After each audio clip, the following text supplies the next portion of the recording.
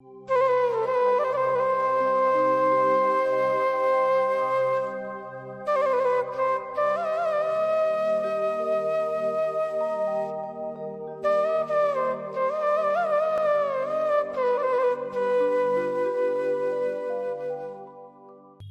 খাল। একবিংশ শতাব্দীর শুরুর আগ পর্যন্ত এই খাল দিয়েই নামত মুসলিমনগর, নবীনগর, শাসনগাঁও, কাশীপুর, ভোলাইল এলাকার ড্রেনের ময়লা, আবর্জনা ও বৃষ্টির পানি। কিন্তু সময়ের সাথে সাথে প্রভাবশালী মহল এই খালটি দখল করে গড়ে তুলেছে বড় বড় অট্টালিকা। দখলের কারণে মরা খালটি এখন সত্যিই মৃত। প্রায় 5 কিলোমিটারের খালটির এখন অস্তিত্বও খুঁজে পাওয়া যায় না অনেক জায়গায়, যার কারণে এই এলাকাগুলো বছরের প্রায় অধিকাংশ সময় জলমগ্ন হয়ে থাকে। ফলে ময়লা আবর্জনার পানি মারিয়ে প্রতিদিন কর্মক্ষেত্রে যেতে হচ্ছে কর্মজীবী নারী ও পুরুষকে। এছাড়া স্কুল কলেজে যাওয়ার সময় শিক্ষার্থীদের কষ্ট পোহাতে হচ্ছে প্রতিদিন। বিশেষ করে মুসলিমনগর মোল্লা গার্মেন্টস থেকে কাশীপুর শান্তিনগর এলাকা পর্যন্ত খালটির প্রায় 3 কিলোমিটারের বেশি ভরাট করে ফেলেছেন প্রভাবশালীরা।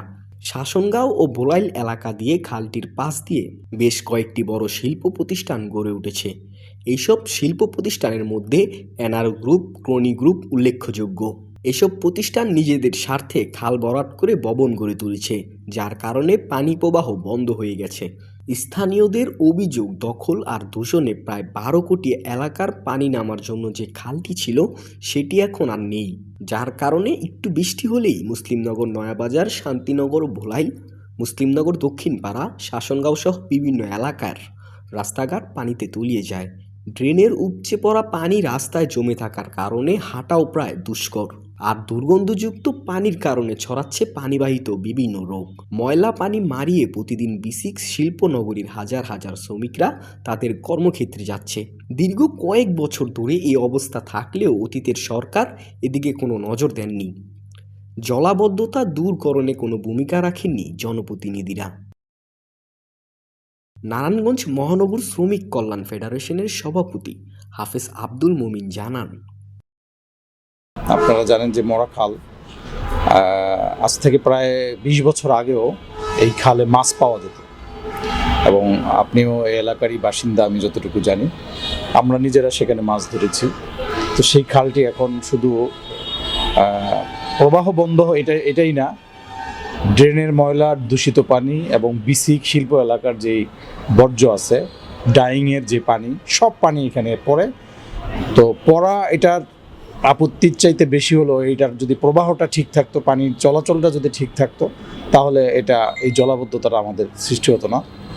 তা আমরা মনে করি, বিশেষ করে বাংলাদেশ জামাত ইসলামী, আমাদের বর্তমান মহানগরের আমির মাওলানা আব্দুল জব্বার ভাই, উনি যেটা কাজ করছেন তার নির্দেশেই আমরা মূলত যে কাজটা করছি।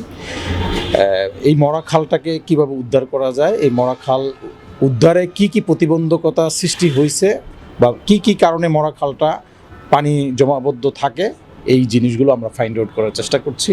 আমরা কিছু ভিডিও তৈরি করেছি এবং এটা করতে গিয়ে আমাদের কাছে আরও কিছু জায়গার কথা যখন আসে, তখন মহানগরের আমির আব্দুল জব্বার ভাইয়ের নির্দেশে আমরা কুতুবপুর, লালপুর, ফতুল্লা, এই সকল বিভিন্ন এলাকা আছে যেগুলো দীর্ঘদিন বছরের পর বছর আপনারাও বিভিন্ন সময় নিউজ করেছেন, ওই জায়গাগুলোরও আমরা বিভিন্ন ফুটেজ, ভিডিও, তথ্য এবং এলাকার মানুষের বক্তব্য আমরা নেওয়ার চেষ্টা করেছি, ডকুমেন্ট তৈরি করার চেষ্টা করেছি।